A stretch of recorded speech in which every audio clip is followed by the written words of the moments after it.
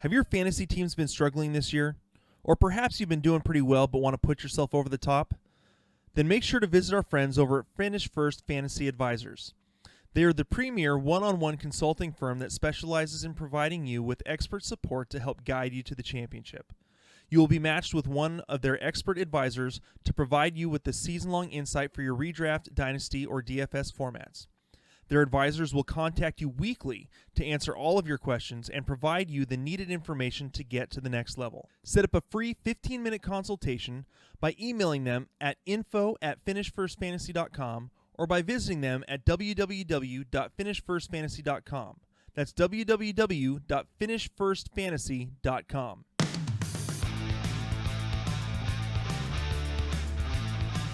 Hello and welcome to another episode of the SkullKing Sports Fantasy Football Podcast. My name is Ryan Skullroot and I've got CJ with me. How you doing, CJ? Doing well. Just finished watching my Saints obliterate the Tampa Bay Buccaneers, which is always a great feeling on my end. I did not have as great of a feeling watching Russell Wilson turn the ball over 4 more times today, so that was not awesome. And a defense that can get to the quarterback now and can sack Josh Allen 7 times, but if they don't sack him, they give up big chunk plays, which was awesome as well.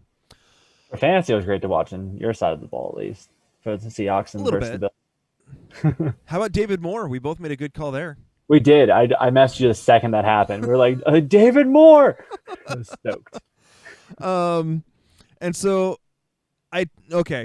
we had talked about, I had mentioned we're going to do our Kings and Stings episode. This is what we normally do on Sunday nights. We'll do a quick little preview. I do even want to preview the Monday Night Football game between New England and the Jets. Well, Michael P. Ryan is playing in the game, so yes. Okay, that's about all we're going to do. That's all we need. We're done with that. I mean, and Jacoby Myers. My model actually has him having a decent game in this one. So. I moved him up since we had that conversation, just because of our conversation. Just like a little bit, nothing crazy. Like he's a wide receiver 3, but yeah, I think I have him like wide receiver 35 or something. Yeah, but I was like, sure, he can go right here. I didn't actually think that much into it. I was like, when I get that low, I kind of just like don't deep dive as much because the numbers are harder to predict. Yep. So here's what we're going to do. We're going to go over our normal Kings and Stings, and then after we're done with Kings and Stings, we are going to do some of our best and worst calls of the week. I don't want to talk about this. Hey, I don't want to talk about it either, but we're going to talk about it because I think the people want to hear where were we right, where were we wrong, and let's have a little bit of accountability and kind of pull back the curtain and see why. So and try to be better. Try to get better. Exactly. You know? That's why. Yeah, we want to get better at this and be able to provide better information to you guys. So, full disclosure: this is the first week I've actually created and used a projection model, an actual semi-detailed projection model to work on my rankings, and a lot of it worked out, and a lot of it didn't. So. We're going to make some adjustments. Now, again, there's no model that's going to perfectly project everything, but I think helping me see the numbers and why things could possibly turn out the way they could will help me. We'll just kind of see how it goes. So, to get us started off, why don't we just jump into the headlines? Today's headlines. All right, and getting into today's headlines, there's not a whole lot that we need to go over. There were a few injuries, but other than that, the Browns have placed Baker Mayfield on the COVID reserve list. We'll have to kind of see what all happens with that. Loading up the actual full story here. He's been, I think this is... Let's see. It says we're informed that a staff member tested positive, contact tracing is close contact. So basically he's been a close contact, so he has to go into the COVID protocols and then keep testing to make sure that he tests negative for 4 or 5 days in a row. So I believe it's a 5-day total that he has to go through. That's why we didn't have like Jamal Williams this past week for the Thursday night game, because it was a close contact, not a direct exposure with that. So we something to look into that. It should be good to play as long as there's no positive test. So yeah, something to monitor for sure. All right. Oh, a quick side note. We should have done this at the beginning. Sad day today. Alex Trebek passed away. Yeah. We're talking about numbers and stats. Seeing that Alex Trebek passed away, that hurts a little bit. I mean, I grew up with Pat Sajak and Alex Trebek every night, 7 o'clock and 7:30. Oh, me and my girlfriend watch it on like Hulu and Netflix. We watch all some of the episodes and try to like guess some of the trivia as we go through. She is much better at it than I am, but I have my moments where I'm like come in clutch. So, but yeah. Yeah, definitely very, very sad day. And for those of you who also in one of our pages, I normally do our big page that has like 19,000 people in it. I normally do a live stream in Sunday mornings to kind of do starts and sits. The reason I didn't do that, not only Pat Sajak died, I actually had a former coworker and friend pass away this morning of cancer as well. So it was not a good day for me today. So just again, full disclosure. We should be back next week with the live stream. So moving back into the news and notes, back on topic. The Brown star running back Nick Chubb, who has been out for more than a month with an MCL sprain, is expected back at practice this week. The team is hopeful that he'll play Sunday. That would help an already stout running game. Though that running game has not been all that stout the last couple weeks that they've played. Kamara's been okay, but I think that Kamara does better when he's got Nick Chubb in there. And the two of them, Kareem Hunt. Kareem Hunt. I think that Kareem Hunt does better when Nick Chubb's in there as well, and they can kind of balance off each other and play the run game a little bit better that way. Well, you can see that in the stats that he's had. He actually has better games with Chubb on the field, which is very unexpected. I mean, not saying Kareem Hunt can't handle a workload. It's the fact that there's always fresh legs on the field. I think it benefits both of them to a big extent to get more chump plays, to get more scoring opportunities for themselves. It allows Kareem to actually really hit his stride, which is the passing game. Yeah. He's not a great runner by any means, but the 1-2 punch they have is just a 1-1 punch, basically. They're both RB1s once they're both healthy. Yep. The Browns aren't the only team with reinforcements on the way. Source said that the Eagles will have Miles Sanders back at practice after the bye weekend, and wide receiver Alshon Jeffrey should be a full participant. But he's going to injure his calf again or pull a hammy in practice this week. So don't worry about Alshon Jeffrey. As far as Miles Sanders goes, I mean, this was supposed to be his year, and just the health has not been kind to him this year.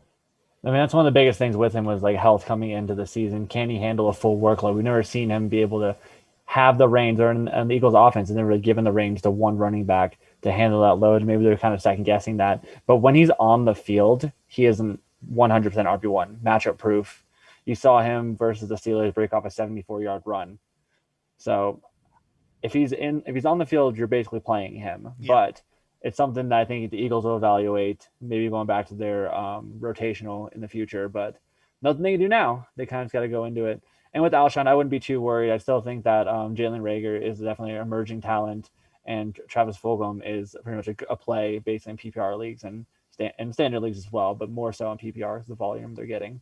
Travis Fulgham, I really like him, throwing him, for the most part, or at least for the first couple weeks when he was still cheap in DFS lineups. He has honestly surprised me so much. And I thought it was like a 1 or 2 week fluke when more players come back in. And the players didn't start coming back, and they started establishing themselves. That's really sometimes the player needs of that. So I think he's done a great job with the role he's been given in that offense. I think nothing reason to go forward without him. Yeah. So.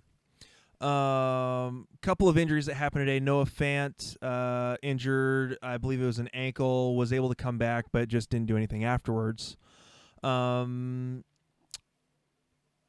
David Johnson got knocked out, I think, in the first quarter with concussion, and he was running well. He had a couple of nice runs in there before getting knocked around and get knocked out of the game. Yeah, he looked good, but that's the thing about concussion. They kind of come out of nowhere. I mean, it shows how much you get at the game you would have had with how well Duke Johnson played as well. Yeah, which no one really expected him to play. It's just a great matchup. It was great. I mean, both you and I had him running back 6 or something this week. 6 or 8, somewhere in that range. 6 or 7 probably, because I had Aaron Jones 8. So, yeah, somewhere in that range. But so the process was correct. But injuries, you can't predict injury. So, yeah. And that's something we're going to say over and over and over again. You go through a process, you do what you can. You can't predict injury. Even guys that are injury prone, you can't predict when it's going to happen. You can avoid people that are injury prone and watch them go off a few weeks, but you're never going to be able to predict injury and when it's going to happen. So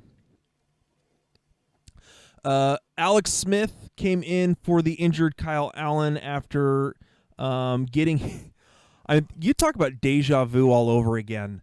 When Kyle Allen goes down, getting his ankle rolled over by a defender, which not only dislocates it but also causes a small fracture. Luckily there was nothing like gratuitous in terms of how, in terms of the break or anything like that. Yeah, just seeing him get carted off practically the same way that Alex Smith did. What was it, 3 years ago? That was on the same field. On the same field in the same month. Yeah. Like it's crazy. Then just to throw on top of it, you got Joe Theismann from way back when. It was the same field, about the same area of the field in the same month. Yeah. So there's something you just can't like explain. It's just like the most coincidental coincidence ever, in the most unfortunate way, because it's terrible to have any player have that happen to any player in the NFL. But yeah. Other injuries looked like Stafford at one point got evaluated for a concussion. Preston Williams was carted to the locker room.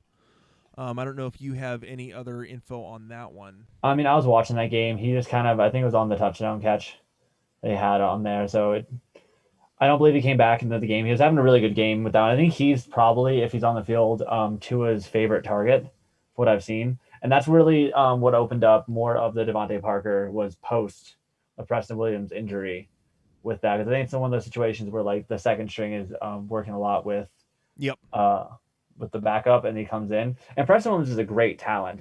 Coming from last year, I believe he tore his ACL. Yep. It's just very unfortunate what is happening to him. But as for raw talent, someone to keep an eye on. Hopefully it's not a long-term injury. I don't remember hearing too much about it after the fact. But I haven't seen any other news on it. So yeah, I kind of saw the play that happened. I didn't really see what exactly happened, and there wasn't really too much talk after the fact because it was such a close game. They're talking more about the play on the field. Yeah. All right, and then the only other major news was the massive butt kicking tonight that the Saints gave to the Buccaneers. So yeah, it was.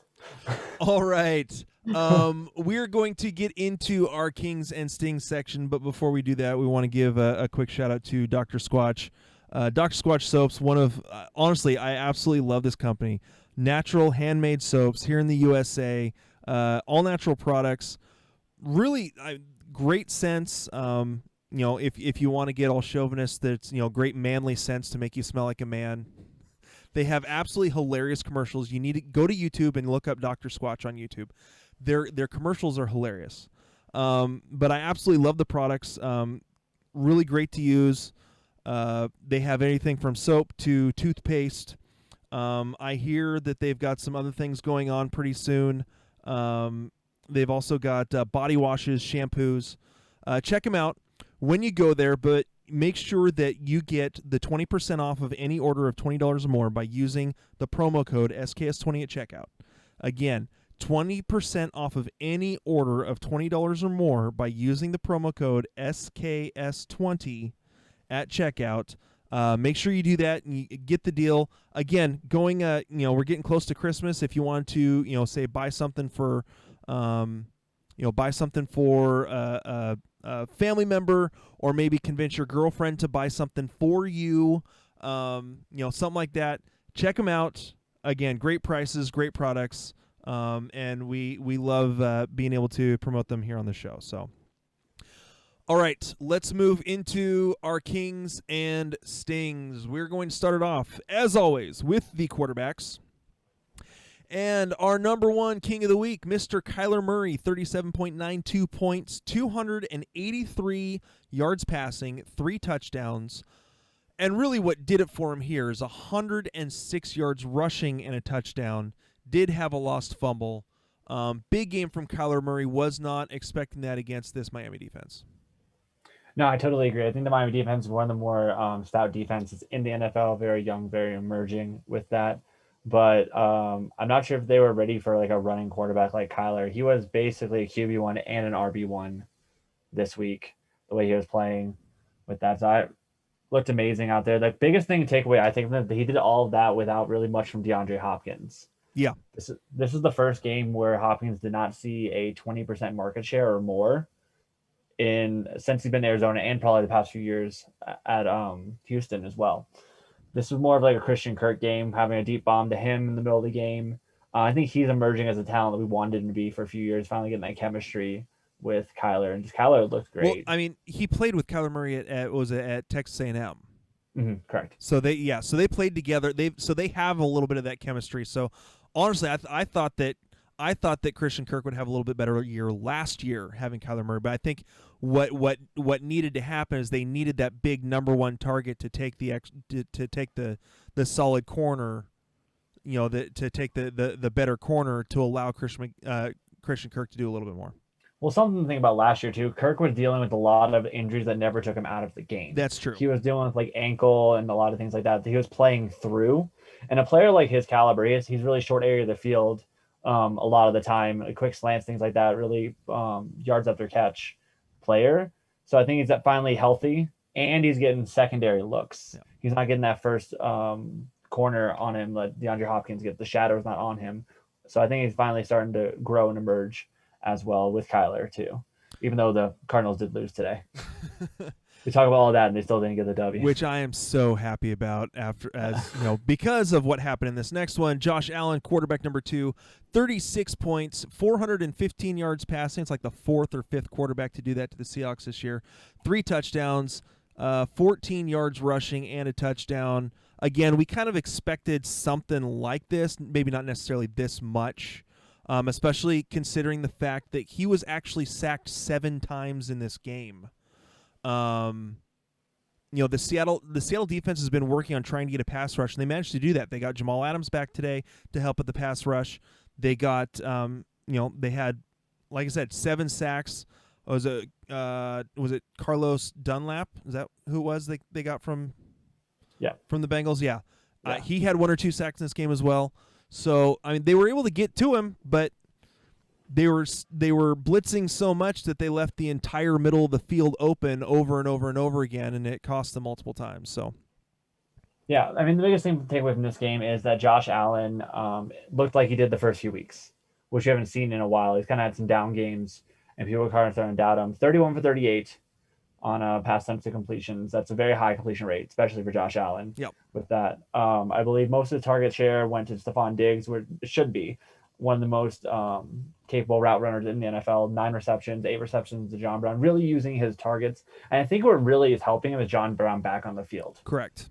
We saw a huge dip in his production when John Brown's off the field. Even if it's not like a game like today where it's 8 for 99, it's still a decoy. Someone that is making them stay honest by someone like that good of a route runner and that good of a deep threat on the field. So I think he just having like all his weapons back really elevated him today, along with having a subpar secondary to play against. Yeah. Then Patrick Mahomes, quarterback number 3, 30.88 points, 372 yards, 4 touchdowns. Just a massive day from him that, we didn't necessarily think that, both you and I had him a little bit lower in our rankings this week. I think like 5 or 6 or somewhere in there. Not because we were against it, just the Carolina secondary is pretty good, and so we're not surprised. I think the game just stayed close enough the entire time that they had to throw, and if you have to throw, Patrick Mahomes is going to play well, and so. No, I totally agree with that. The way the game played out, we were higher on the tight ends more than the receiver. Well, tight end, but as in Travis Kelce as being the guy, which he did receive the bulk of the reception, 10 receptions, 159.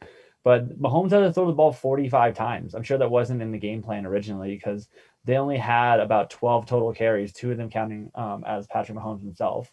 So we're seeing a lot more of he's doing his thing when he needs to with that. And a lot of the production really came in the second half when they were trailing because out the gate, Carolina came out hot, which is, again, these are things that we didn't predict. Sometimes when game script dictates it, players are going to play. And that's kind of what happened today. Yeah. And then we'll go ahead and do the honorable mention. Drew Lock putting up 30 points against Atlanta, 313 yards, touchdown, interception, and also 47 yards and a rushing touchdown. So.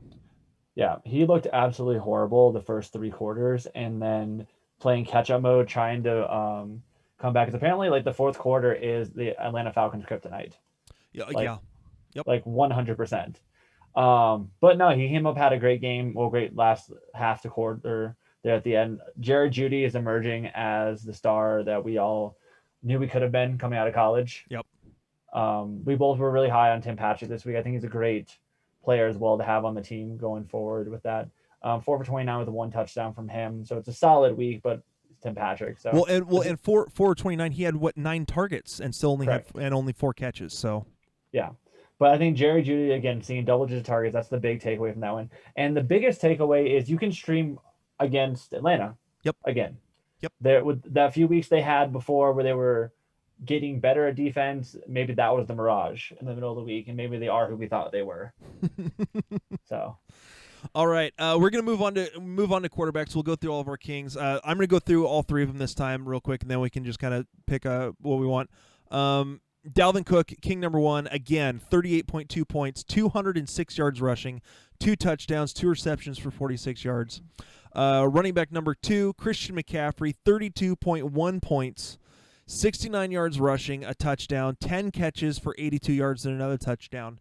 Those guys were hands down beyond everyone else in the league. Next, our number 3 running back scored half as many points as those other 2 guys.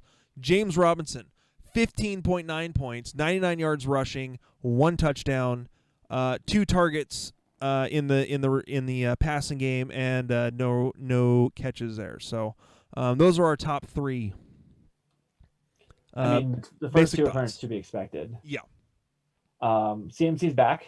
Welcome back. It's good to have him back. All the managers have been waiting weeks. He got the workload that we want to see from him. The biggest thing. So there's not too much to talk about there. Dalvin Cook is arguably. Oh, sorry about that. You're good. Can you hear me? Yep. I can hear you. Cool. You're good. For some reason, there we go. I was looking up stats and the app was playing in the background. But yeah, biggest takeaway for this one, I would say, is James Robinson, who has had a breakout rookie season from being, I believe, was he undrafted or 6th round? Undrafted. Or somewhere like Undrafted. Yeah. From coming from out of nowhere, literally, to being one of the top running backs in the NFL is the most insane part of all of this. And doing against good and bad defenses throughout. I believe he's had, 2 games under 75 yards so far this season? I think so. I'd have to look. Let me pull it up. Yeah. Or are you talking about total yards or? I'm rushing yards. Right, well, no, he's had 62, 102, 46, 75, 48, 29. So he's only had 3 games under 60 or 3 games under 60 yards. Okay. Yeah. So I think he's probably the biggest one to talk about in this group. So. Yeah, he's been a revelation. It's been nice to see what he's been able to do in this offense. Again, no matter who they're playing against, he manages to still be productive, even the slightest bit. So, again, it was nice to see that he was able to. Again, this was a great matchup for him too, because Houston's just been awful against the run. Gives up the 3rd most fantasy points to the running back position. So. But he did what you're supposed to do, especially with a new quarterback under center. We were kind of like uncertain. We all thought he was going to get a bump in workload. He got about the same he normally gets in that matchup. So it's good to see that even with the change of quarterback, we're not seeing a change in usage. Yep. All right, let's move on to our wide receiver kings. Richie James, 9 catches, 184 yards, and a touchdown. No one was expecting that whatsoever. Number 2, Tyreek Hill, 1 rush attempt for 8 yards. Finished 18 targets, 9 catches, 113 yards, and 2 touchdowns. And then Devontae Adams, I mean, what else can you say? 10 catches, 173 yards, and a touchdown. Honorable mention, with the new quarterback, DJ Chark finishes with 7 catches for 146 yards and a touchdown. It helps that first catch was for 73-yard touchdown. Yeah. So, well, biggest thing I want to shout out is my hometown. Rich James is from my hometown, Sarasota, Florida. So kind of cool to have that one in there. But no one expected that game from him. Tyreek has been low key, had the quietest 10 touchdown season so far. Like silent with that one. He's been a great player. We all know this, but we usually see him as a boomer bust. But he's been completely consistent all year. Really stepped up the game. Adams is Adams, so we kind of expect that from him. Anytime he steps on the field, especially with all that going on. So 2 out of 3 about what we expected in those. And DJ Chark, I actually bumped him up in my rankings as the week went on when I learned more about Luton. So he's really big on the deep ball, and that's kind of where Richie James. That's kind of where DJ Chark makes his money. Yep, that's where he does it. So. All right, real quick, we'll go through the tight ends. Number 1, obviously, Travis Kelce, 20.9 points, 10 catches, 159 yards. Didn't get into the end zone, but 10 catches for 159 yards, you'll take that from anyone. Jimmy Graham, number 2, 6 catches, 55 yards, and 1 touchdown. Number 3, Irv Smith Jr., 2 catches for 10 yards, both of them touchdowns. You're not going to see that very often from Irv Smith Jr. You're just not. No, you're not. But Irv Smith is an ascending tight end with what he was getting used to before the bye week. But I think he's more usable if Dalvin Cook is out. That's what we saw. But he is a red zone threat. So someone you can kind of plug in as like desperation. Yeah. Maybe. But I still didn't rank him that high. Jimmy Graham, why are they obsessed with using him so much? Well, I think, again, you're looking at Nick Foles, who his best production when he was in Philadelphia was with Zach Ertz and Dallas Goedert when Wentz was out. He likes targeting tight ends. That's always been one of the best things for him is targeting the tight ends. You'll remember that Alshon Jeffrey was only okay when Nick Foles was there.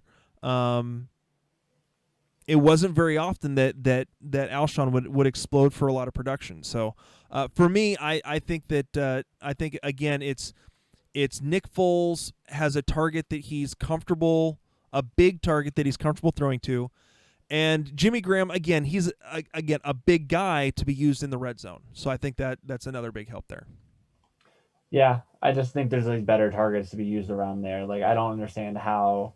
I mean, Allen Robinson had a good game today, but I still never understand how he's not getting more targets. Agreed. But as great of a receiver that he is, you have Anthony Miller who should be receiving more. The fact that Jimmy Graham is second on the team in receptions, only 1 reception behind Allen Robinson, is a travesty. But that being said, you can use Jimmy Graham almost every week. Yep. In fantasy, he's a tight end 1, maybe the low end. And people keep talking about how he's. I've heard this from a lot of different pods, a lot of people that I've spoken with, that he's touchdown or bust, but he gets the touchdowns. Yeah, more often than not. And again, Tennessee is very middle of the road in terms of going up against the tight end position. So this was just a possible good matchup. Just one of those where he was projected for 7 points, ends up getting 14 because of the touchdown. Without the touchdown, he finishes with 8.5 points. Well, it's not even that. I believe he's either first or second in the league with touchdown for red zone targets.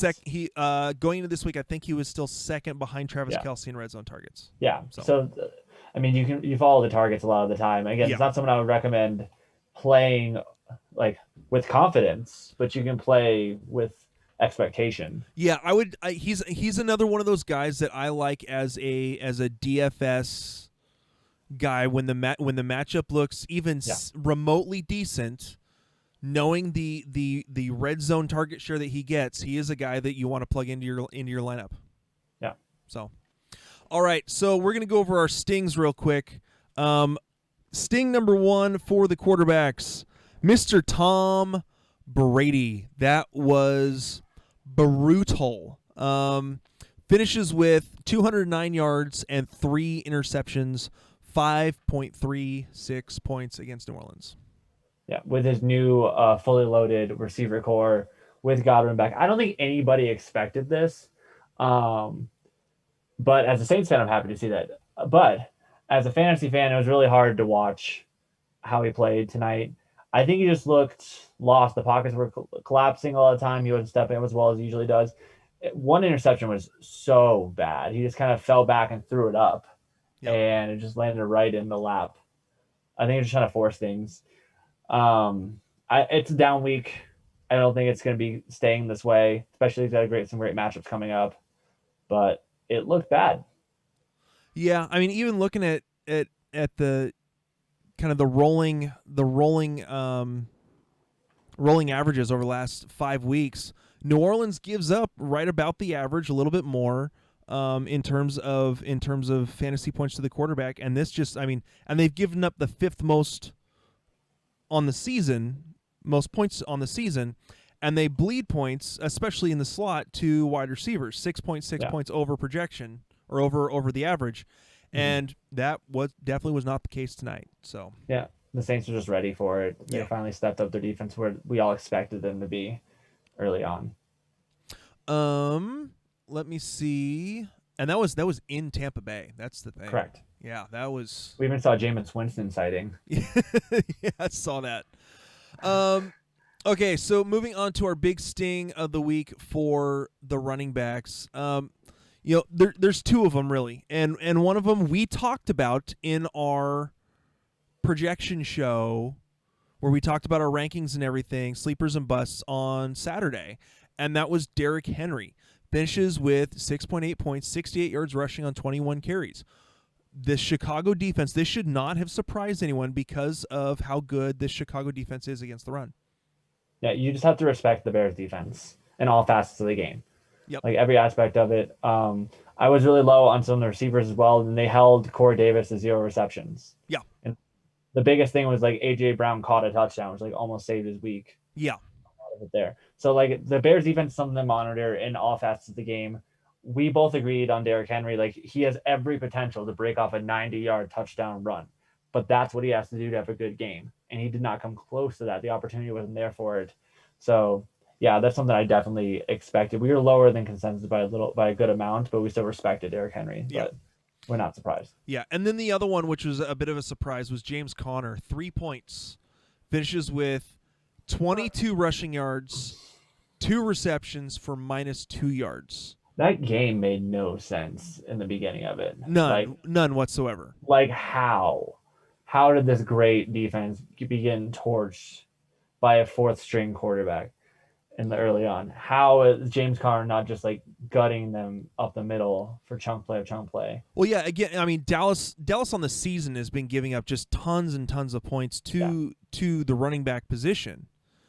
And then even if you look over the last few weeks, over the last 5 weeks, they're giving up 6.8 points over the average over the last 5 weeks, again, to the running back. So this had everything set up for James Conner, whether it was James Conner or if they had to go with Benny Snell or Anthony McFarland, anyone to have a really good game against this defense. And they managed to shut it down.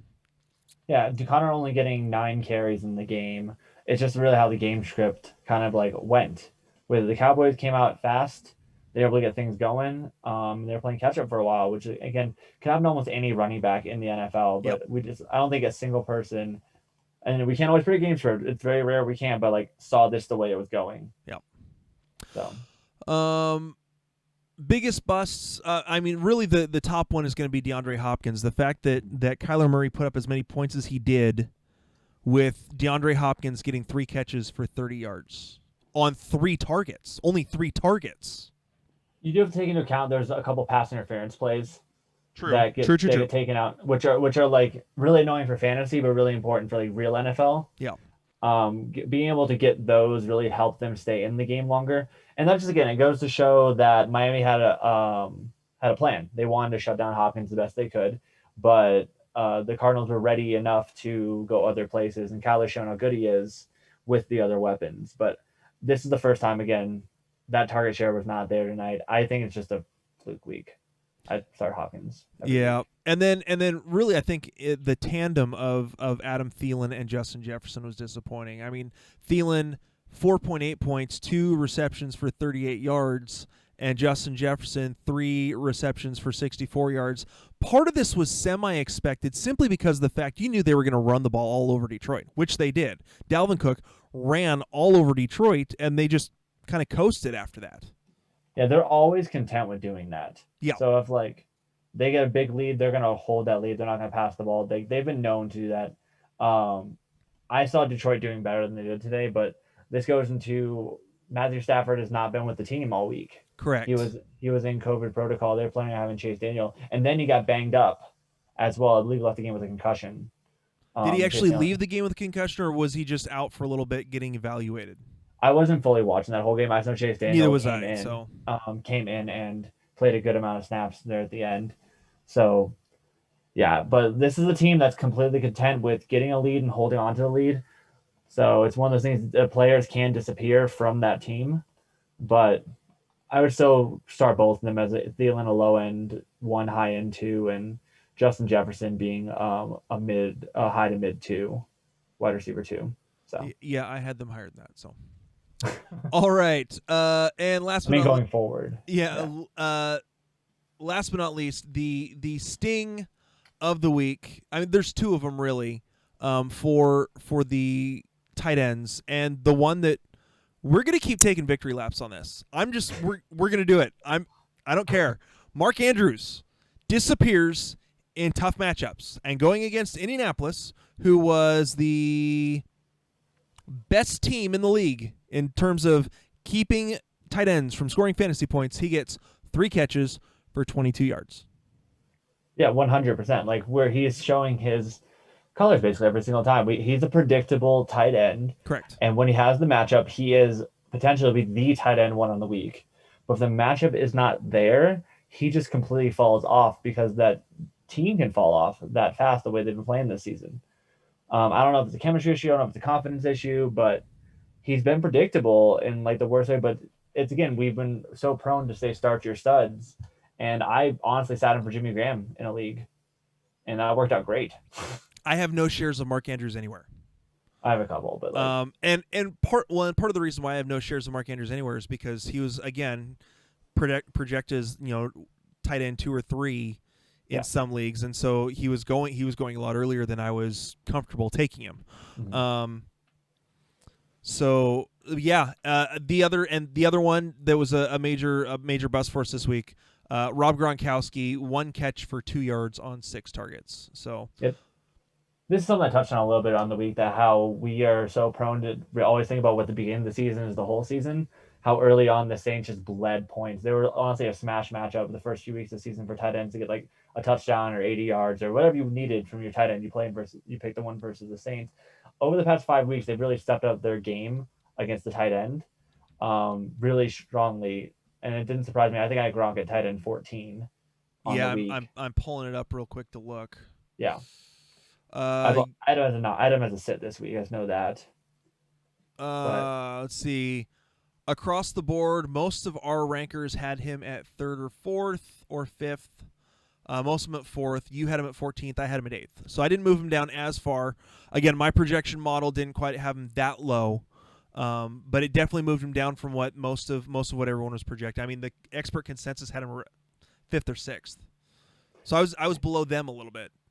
Yeah, the game script didn't go to we expected. I expected more to your wide receivers, but either way, I didn't expect Gronk to have that great of a game because of how the defense has kind of evolved into be able to stop the tight end. Yeah. So, all righty then. Okay. I don't necessarily, I mean, with the time that we've got, we could do here best and worst pick quarterbacks. I will start. So let me pull up my rankings. Make sure I've got them right here.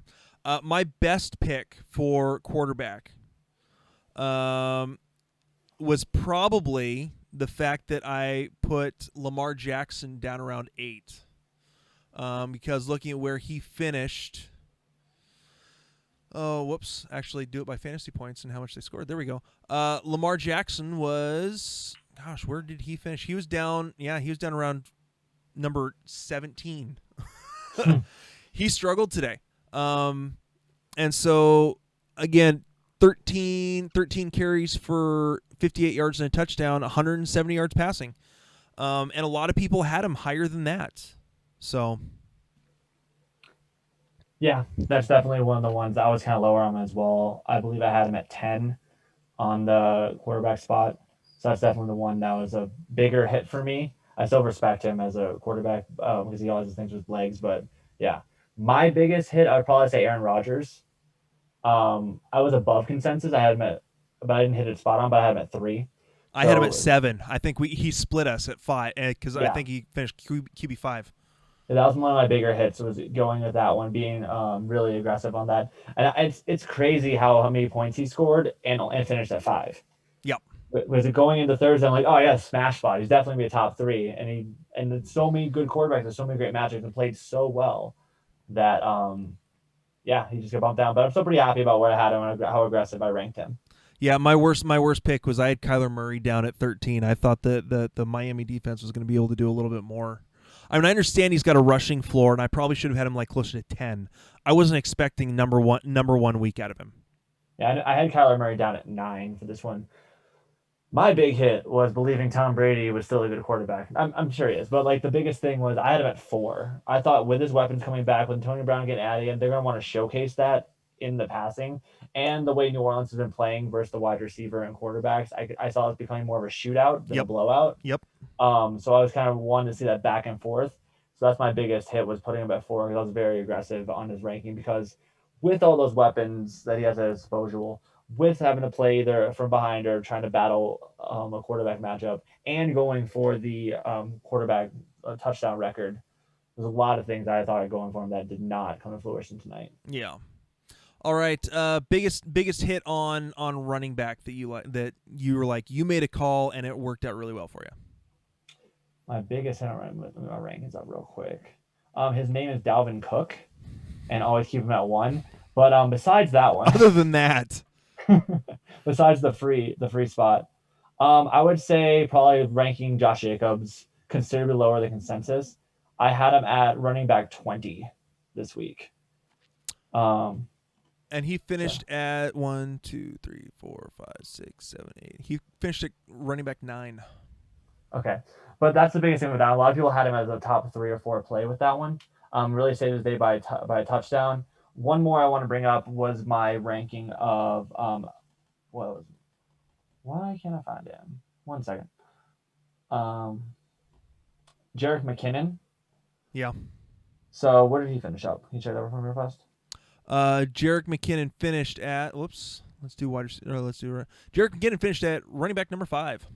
Number 5, yeah. I had him at 15. So like fading the consensus a little bit, even though I was a little bit too far on Josh Jacobs, and then being aggressive on someone like Jerick McKinnon, I think is going to help me out a good amount this week. My projection model had Jerick McKinnon and Jermichael Hasty both finishing as running backs 7 and 9. And I didn't create this projection model until after the Thursday night game. Yeah. Didn't commit to it. Well, I didn't. Yeah. So I mean, I didn't even create this. I didn't even know. With the way that I created the projection model, and so I didn't even have the. So knowing that, I probably would have had them. I would have had them higher. Now, of course, Hasty just. Yeah. They didn't get him involved really, and Jerick McKinnon just took off. Well, Hasty kind of ran the wrong running play. And then from there, you went straight to McKinnon. Yeah. I had them both ranked. I'm honestly out on both ranked high. My worst one was probably Hasty at 10. Yeah. I was a little more aggressive with that one. But again, your model came about the same amount. Mine hit him at 10 and 15. You had 7 and 9. One of them hit. Yep. So this just shows that Kyle Shanahan's offense. Yep. Kind of where. Well, and also the matchup. Green Bay gives up the most points above projection to running backs. Yeah. So, and going back to the Josh Jacobs thing, a lot of people not having him that high haven't looked. The last 5 weeks, the Chargers have given up below average points to the running back. So, yeah, I probably overfaded. I didn't even know he finished that high. Honestly, I think they're giving Devontae Booker all the run. Yeah, I mean, I had him at 14. Yeah, so you were closer than I was even. Yeah, and most of our rankers had him at 9, 8, and 7, and you and I just we weren't buying it. So, Yeah. Wide receiver, biggest hit. Wide receiver, biggest hit. Besides the free space with Devontae Adams. Correct. I would say being lower than consensus on Tyler Lockett would probably be my biggest hit. ECR had him as a top play. And do you have where you had finished up? Because I don't have that up on my list. Just a second. I'm pulling that up. Tyler Lockett finished outside the top 25. Yeah. He finished outside the top 50. Tyler Lockett finished at... See if I can even find him. Oh, no, maybe he did finish in the top 50. Where did he finish? Did he have like 8 points? I don't even have Tyler Lockett on here. I'm trying to find him. Anyhow, I had him in the mid 20s. I believe 25, 24 is where I had him at. So somewhere that was a really big one for me. Another big hit I would probably say is having Nelson Aguilar pretty high up there. I had him at 31, which is still not super high, but it was higher than like almost the entire consensus. Yeah, I had Nelson Aguilar up there. I had him at 37. So you and I had him up in the 30s. Everyone else in SkullKing had him in the 50s. Yeah, I think that was most people. I think last week was kind of something I wanted to throw out when it comes to the receivers as well. So I'm really big on that. What were your biggest hits? I think my biggest hit, partially on that Nelson Aguilar hit. Another one that I had. I think my biggest miss was DJ Chark. I had him down at 23. I wasn't confident enough with the new quarterback and how that was going to work out, and it ended up working out beautifully for him. He finishes wide receiver 4. I had him at wide receiver 23. Yeah, I mean, I was a little bit higher. I had him 17. It's still a new quarterback. Not sure what to do again. I had him originally around those like later 20s. Yeah. And then when I would look more into Luton, I was like, oh, he's a quarterback that actually fits the skill set really well for Chark. So I'm gonna move him up into the mid wide receiver 2s. Yeah, I missed on that game altogether because I know the defenses are bad, but my projection model had Will Fuller as a wide receiver 21, and that didn't happen. Will Fuller had a decent week. I think I had DK Metcalf right around that wide receiver 10 or 11 spot, which is right where he finished up. I was down on both of them, but the model works well with my model. It's a little bit different than yours. Yeah. But I couldn't predict that touchdown. Like, we were messaging and like the DK Metcalf touchdown, like 14 to 20 points, meaning like jump. Yep. So much right there. Because it was right around where I had him as a like wide receiver 18 or 19, which right about 18 is where I had him at, which where it was about finished if maybe a little bit higher if that touchdown didn't happen. So. Yeah, I think the other big hit that I had that, I mean, for me, having Christian Kirk, where did I have him? Okay, never mind. I had him at 38, which is still lower than a lot of the guys. For everyone listening as well, so we're not as prepped as we normally are with all of this. So we're doing this on the fly. So, all right, tight ends. What you got?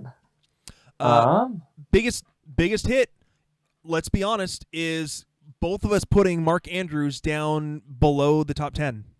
Yep. When everyone else had him at 3, 4, or 5.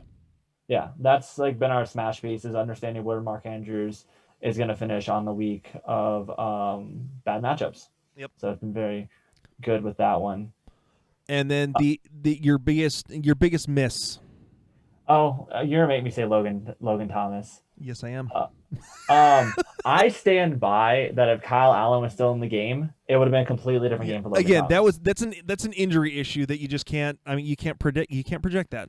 Because like if you look at the stats from like when Alex Smith came in before for Kyle Allen versus when Kyle Allen plays the whole game, it's a significant shift of a target share. This is why J.D. McKissic is like one of the highest ranked running backs this week in full PPR. Because that's where Alex Smith goes with the balls. It really changes the whole script, the way the quarterbacks come in. So, yep. I'm off Logan Thomas until infinity now, because I don't think without Kyle Allen there, he's actually worthwhile. So I've resigned my presidency of the Logan Thomas fan club. It lasted about 24 hours, but it was a good run while we had it. Yep. My biggest miss is Jimmy Graham. I had him down to tight end 15. I didn't see it. I mean, I could say Irv Smith, but again, everyone had him as low as I did. So I think moving Jimmy Graham down below. I mean, I had him the lowest of anyone on SkullKing. And I understand the target share. There were just everything I had better matchups for other people. Yeah. And I don't know what happened. Why? I mean, sorry. One more thing. Hayden Hurst somehow did not. I didn't have him in the top 15. You had him what? You had him at 15. Yeah. My model had him at tight end 20 for this week. Yeah, I mean, I didn't think he was gonna have a great game this week. I thought it was gonna be more, especially with Julio being there. But Matt Ryan just passed the ball to everyone but Julio for most of that game. Yeah. In general, one of the things that we both did really well. I think we both had Hawkinson and Jonnu Smith higher than most. You had him at 4. Chris Kuhn had him at 3. We had a bunch of guys had him at 5. The two lowest guys that had him were at 7. So, yeah. And Jonnu Smith, I had at 6. Yeah, we both had at 6. So I think those were pretty good. The way they played out today, especially if you've been down on Jonnu, I think he had a pretty decent week. All right, real quick, let's do a quick preview of New England and the New York. Do we have to? Jets. Yeah, really the only thing to talk about, I think I kind of like Damian Harris. I mean, in terms of my rankings. Yeah. Again, this is a decent matchup for the running backs here. Again, you've got let's see, where's the Jets? Where are the Jets? There they go. Giving up about average over the last 5 weeks in terms of what they give up to the running back, above or below projection. But I think just the matchup works in their favor. And then I keep saying it over and over again. I'm a big fan of Jacoby Myers being because of the fact that he's the number 1 wide receiver in this offense right now. Where do I have him? I have him at okay. You kept him at wide receiver 50. I pushed him all the way up to I pushed him all the way up to wide receiver 28 for this week. That's because I didn't hit the save button. Yeah, you missed the last publish. Yeah, my last publish didn't go through. I forgot to hit publish on there, so I had a couple wide receivers bumped up and a couple like deep injuries I just got to pull out. So I have multiple weeks that have done that. The deep injuries won't matter. Those ones won't matter. They won't, but it's like the pull-ups. I'm like, okay, I'm going to bring this guy up. That's going to hurt me a little bit, I think, unless Jacoby doesn't do great. But I think he's going to have a good game. Yeah. Again, my biggest takeaway is Michael P. Ryan. I think he's going to have a great game. Him and or potentially Frank Gore, because that run defense has been kind of not great. Having to play nickel primarily. They've been kind of bleeding points to the running back going forward, and I think it's going to be another big game like that. But I think it gets me closer than what we think it's going to be, even though it's most likely to be Joe Flacco versus Cam Newton in 2020 somehow. But I just think that's where most of it's going to go. And Jameson Crowder, if he does play, I think he's still a good wide receiver 3. I believe I put him at like 36 or 35. Yeah, I have him around 38. You've got LaMichael P. Ryan at running back 14 for the week. I've got him at 17. Yeah. So we both believe in him for this matchup. The New England defense, again, going back to that Harris index, gives up 5.5 points over average and over projection to the running backs. So this is like you said, like you like to say, this is a smash matchup for LaMichael P. Ryan and again possibly for Frank Gore. So yeah. So all right. And there's no tight ends to speak of in this game whatsoever. So yeah, Chris Herndon is just like non-existent in that offense. And Ryan Izzo.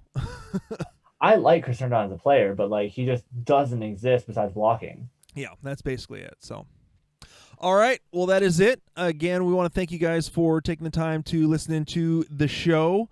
We will be doing our Waiver Wire Madness episode tomorrow night. We hope that you guys will take the time to listen.